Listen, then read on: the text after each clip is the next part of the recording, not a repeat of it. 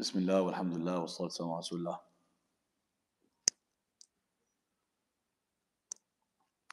This is part 3 of the story of Musa alayhi salam. We spoke about him being a baby. We spoke about the environment around him. We spoke about the Pharaoh and his people. We spoke about his mother and her tests. And Musa is an adult and his upbringing. He runs away. He finds young ladies who are in need of his help. He helps them, reclines under the tree. This is in Madian. He runs away from Egypt. And he makes the dua, "Oh Allah, basically I'm in need. Anything you have, I'll take it. I don't have anything. I need you." And as soon as he brings down his hands, the ladies come back and say, "You know what? Our dad, elderly man, he wants to thank you for what you did for us. He helped them with giving their animals, water to drink. When it was like a group of men, not an easy situation to deal with as young ladies, and he helped them with that. They said our dad wants to reward you or thank you for what you did." So he's like, "Okay, Allah sent me someone." He goes and he goes and sits with the dad, and he tells him everything. Tells him the whole story.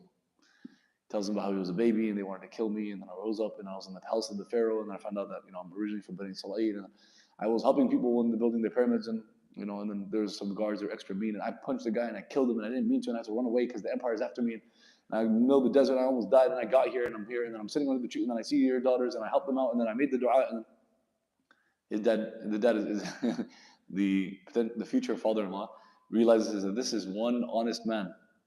He's strong, he's smart, he's honest, he's competent, capable, a lot of good qualities. The Quran specifically focuses on 2. It's like a rubric and like criteria, hashtag goals for someone who's trying to be a father, a husband, leader, etc. Someone who wants to start a family. Things to look out for, things to aspire to and to look for if you're looking for someone, potential suitor, potential son-in-law. He is qawi and amin. He is smart, strong, say competent. And because strong can be physically strong if you're in need of physical strength, but a lot of times we're in need of people with like solutions to problems. Competent and trustworthy. Because if someone is intelligent and strong and has money and resources and they're competent, they could use that to hurt people even more than someone with average IQ. So intelligence in and of itself does not get you to Jannah. Intelligence in and of itself is not tied to morality. You can be more intelligent, less moral. So being moral, being honest, having integrity, plus being competent, intelligent, strong, so on. That's the combination that might not be so common that we're looking for.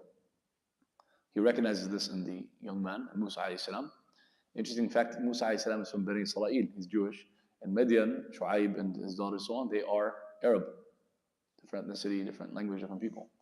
But he sees in him a potential son-in-law, and one of the daughters says, "Dad, hire him." Yahya, are you with us? One of the daughters says to her dad, after hearing the whole story of Musa, and he ran away and I came and this and that. And he's obviously very honest and he helped them out. He's a nice guy. And she said to the dad, "Dad, hire him. Like you're an old man, you have daughters, and you have these sheep, and you're like, hire. What does that mean? What does it mean? Hire him. It's like code, kind of. It means hire him, but it also means, Dad, like, she likes him, exactly. So she's telling her dad, like, what do you think? Dad right away turns, and dad understands that means they had a good relationship, which is beautiful. Ibrahim alayhi salam and his sons, Yaqub and his sons, especially Yaqub and Yusuf, their relationship.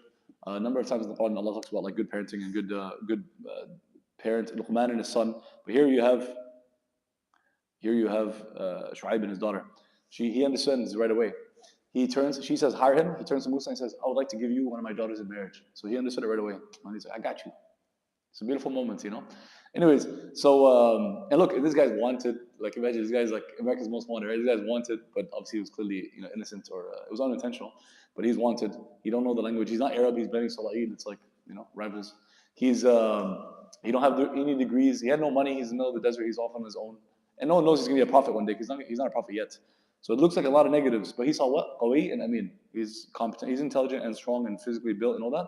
But also he has integrity. He's very honest. He tells the truth even when it's against him. It's like these are good qualities. So I'd like you to marry one of my daughters. And it makes sense because now he has multiple daughters, but at least one of them, if he's going to work with them, at least he's married to one of them. And then now he can help them with the manly stuff, like the sheep and the goat, and he can take care of the physical stuff. He can protect the others and protect the family. Like he's an older man with daughters. Like this was a tough situation. Now you have a young man who's married to one of them. And now he has one daughter married. Now he look for other people for the other daughters. But it's a nice situation. And everyone benefited. It was beautiful. He told Musa, he says, your dowry, your mahr in exchange for my daughter, because he has nothing. He says, you can't like give me a gift or give me money. These guys in the middle of the desert, like I got nothing, you know? He's like, work for me. And that's also another thing, like it benefits everybody. Work for me, 8 to 10 years.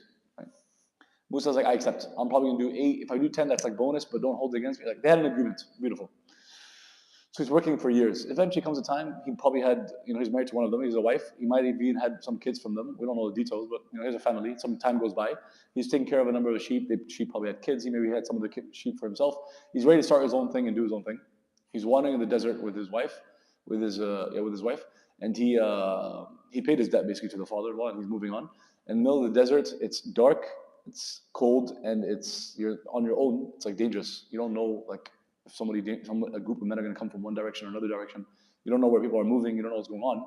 You see a fire in the desert, it means potentially food, light, news, because there's other people that can share with you what's going on and where you're coming from, where you're going. Think people are moving. He sees fire in the desert. Everyone knows the story, even those of other faiths.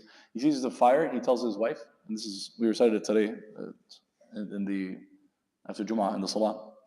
He says, إذ رأى نارا فقال لأهلهم كثوا إني آنست نارا لعلي آتيكم منها بقبس أو أجد على النار هدى.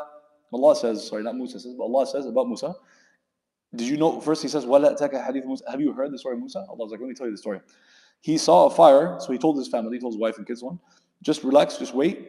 I see fire. Let me go see if I can find some news or some guidance, some light for us to use.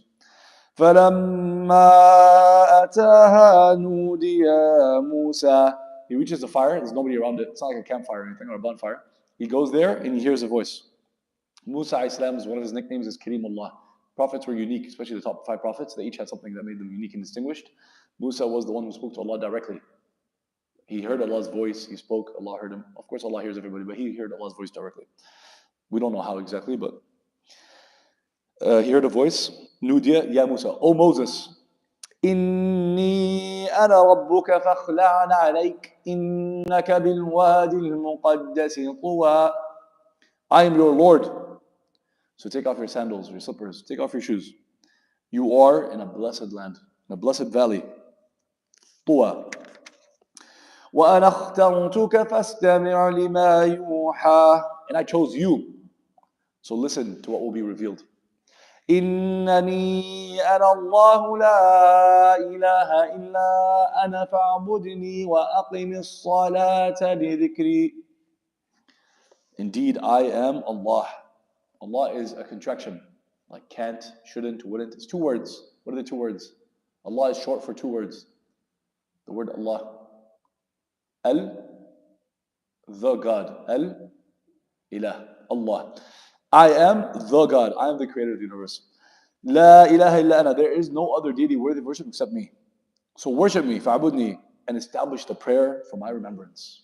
Want to have a good life? Want to live your purpose? Want to have a meaningful life? Worship me, pray, remember me. That was the topic of the khutbah today. إن الساعة آتية أكاد أخفيها لتجزى كل نفس بما تسعى. Why should you pray? Because the time, the sa'a, the hour, the clock is near. The day of judgment. It's a nickname for the day of judgment. And the sa'a atiyah, it's coming. It's just around the corner. The day of judgment is going to come any moment. This is Musa alayhi salam. This is thousands of years ago. But the day of judgment is tomorrow. Also, whenever you die, that's your day of judgment. So even if you live 70 years and the day of judgment is 1,000 years from now, the day of judgment is just around the corner for you. Because once you're done and dead and buried, it's over. And then you'll be held accountable for every one of your words, deeds, and actions. The day of judgment is coming. The hour is near. I hide it, Allah saying. But every soul will taste and be rewarded or punished for what they have done, for what they pursue. Tas'a, their sa'i, their pursuits, their efforts, what they do, the decisions they make. We spoke today about the fact that there's so many things that are out of our control. But you're accountable for what you do, your effort. Everyone cares about your results. They're like, what job do you have? How much money? What's your income? Things that you didn't not necessarily control. The outcome. If we could choose to be rich, everybody would be rich. If you can choose to have a big following on social media, everyone will have a big following. The results are in Allah's hands. So everyone judges us based on results. They don't care how hard you worked, how many hours it took to to get that job, how many resumes you applied, how many resumes you sent in, how many hours you spent studying to get good grades. They don't care. They care about just the results. Allah cares about the effort and does not care about the results. Because the results are in Allah's hands. How can you judge you based on the results? فلا يصدنك عنها من لا يؤمن بها واتبع هواه فتردى. Don't let nobody take you away from this. So pray, worship me, it's your purpose. Day of judgment is near. Don't let nobody take you off this path. Don't let nobody misguide you or distract you or don't follow those who are following their own desires. وما تلك بيمينك يا موسى. And what is that that's in your right hand, Musa? Of course, Allah doesn't need to ask. Allah already knows. But قال هي عصاي أتوكأ عليها وأهش بها على غنمي ولي فيها مآرب أخرى. Musa's like, my stick, my staff. Well, I lean on it sometimes, and I use it to, to herd the sheep. And I have, other uses for it. قال ألقها يا موسى. Allah says, throw it down, Musa. Throw it, get rid of it. Drop it. فألقاها فإذا هي حية تسعى. So he dropped it down, and behold, it turned into a snake, cobra, slithering. قال خذها ولا تخف سنعيدها سيرتها الأولى. Allah's like, grab it, take it. Don't be afraid. We're going to return it to its original form. It's a miracle from Allah. What's in the snake is not in the stick. Scientifically, what's a stick? Some carbon, some hydrogen, the molecules of the atoms in it. A snake, the cells, mitochondria, you can't throw down a stick and turn it into a snake. Makes no sense. It's a miracle. Allah can bend the laws of science. He created the laws. He can bend the laws. The time of Isa alayhi salam, there were doctors that were actually curing diseases. But then what did Isa do? He cured the deaf, the dumb, and the blind. So people are like, you have to admit this is from Allah. We can't do that. There's science, there's medicine, and their modern medicine at the time, they're actually trying to cure diseases with Allah's help. But then he brings the dead back to life. No doctor can do that. So it's very clear. It should have been clear to anyone that was innocent and sincere that this is from Allah's power. It's not a human being's power. Not natural. It's supernatural, super unnatural. It's from Allah. So therefore, what he's saying is true. When he said, I'm a prophet sent by Allah, Inni Abdullah, the servant of Allah. Time of Muhammad sallallahu alaihi wasallam, and putting your hands on someone who's blind and they can see, no natural explanation. Throwing a stick turns to a snake. There's no natural explanation against the laws of science. The Prophet ﷺ is what miracle is what? He spoke with the Quran. He said these words, and everyone's like, so we know the language, they know Arabic, they understand what's being said. They had a poet society, that's the only thing they had was poetry. They valued it, and they were at the highest level of Arabic. And what he did with the Arabic language, they were like, of course what Allah did, Allah is the author, and the Prophet is repeating the words, but what Allah did with the Arabic language, they all recognize that that's like, nobody can do that. Like, he's not like, they didn't hail Muhammad ﷺ as being, oh, you're the greatest poet, you're better than all of our poets, you're the new rap god, you're the new rap king, no, they didn't say that. They're like, what is this? It's magic. They're saying basically what? It's a miracle. God. 100%. That's the primary miracle, 100%. It's not the only miracle. 100%. So we're just talking about like a miracle, but he said, throw down your stick, take it up. And the point was each of these miracles is very relevant to the time. So they had magicians that were working for the Pharaoh. It's like the media of the time, right? It's put a spell on people. And like the snakes and the sticks were. So you get people to basically listen to the Pharaoh and feel like they have to be under his control. The way media lies to us about things. Isa salam, the doctors have this power and influence, but Isa salam proved that this is not, this is Allah's power. Muhammad salam, the poets of Arabia had a lot of influence. They had the blue check marks at the time. They were the influencers. They were the celebrities and the social media influencers and so on. And it was the media of the time as well. And they had power and influence. And then Prophet ﷺ's words, the Quran, Allah's words, the Prophet saying these words clearly showed that theirs was poetry and his was a miracle from Allah. So established his authority and Allah's authority, of course, Allah's power. Where were we? Throw down the stick. But the magicians, it was relevant. The snakes will eat up their false illusions. واضمم يدك إلى جناحك تخرج بيضاء من غير سوء آية أخرى. And put your hand under your armpit, under your arm, and it comes out white, like shining white. It's a miracle. Without any harm. You're not sick, there's no issues, nothing to be worried about. This hand of yours, it's a miracle from Allah. Another sign for you. Allah is doing what, by the way? What is Allah doing with Musa? Think of your Musa, the desert, the fire, and Allah speaks to you. I'm God, you have to worship me, okay? Throw down your stick, it turns into a snake. Grab it, oh, it turns back into a snake. Oh, that's cool, right? Put your hand under your, something comes out, oh, Allah's like, don't worry, you're good. It's not, you're fine. It's another ayah, it's another sign. Allah's doing what? He's building up his confidence because he's about to have a really tough time. He's telling him, he's giving him the toughest mission probably anyone's ever gotten in human history at this point, yeah? He said, you know the Pharaoh that slaughters babies that you ran away from that's trying to kill you? You need to go back and tell him, you're not God, let my people go. It's like, what kind of a mission is that? Mission impossible, yeah? But Allah's building up his confidence and saying, I'm with you. And he's about to say this. Ayatul Ukhra, beautiful. لنريك من آياتنا الكبرى. I'm trying to show you our big signs. You'll be okay, inshallah. اذهب إلى فرعون إنه طغى. Now go. This is your mission, Musa. Go to the Pharaoh. This guy is oppressive, unjust, completely unacceptable. There's lines, he's way across the lines. This guy it's unacceptable. قال رب اشرح لي صدري. Musa's response right away was like, okay, when it sunk in, this mission, he's like, all right, he's the man for the job, for sure. He grew up in the palace, he knows the language, the culture, the people, he's from that family, but also he's from Bani Salah. He's the person for the job. Right away he responded with the dua because he realized how heavy this mission is. Rabbi Shalai said, oh Allah, expand my chest. It's a metaphorical, it's not physically thing, but it's like, allow me to be able to relax in this world and to be able to breathe properly and think properly and ease my pain, ease my constricted chest. It's like symbolic. ويسر لي أمري. And make this matter easier for me. Make things easier for me. Allah, I need your help. واحلل عقدة من لساني. Untie the knot in my tongue. Allow me to speak clearly and think clearly and speak clearly. يفقه قولي. So that they will clearly understand what I'm saying. He's going up to the Pharaoh to speak truth to power, which is the highest form of jihad. He's like, oh Allah, make sure that I'm speaking clearly. واجعلني وزيرا من أهلي. And oh Allah, I need help. Please send my brother as an advisor to me and make him my partner and help him, give him the same mission so that we're in this together. This is too much for one person. هارون أخي. My brother Harun, make him my advisor. أشدد به أزري وأشركه في أمري كي نسبحك كثيرا ونذكرك كثيرا. Make him my partner in this mission. Make him my help and support so that we will praise you a lot. We will remember you all the time.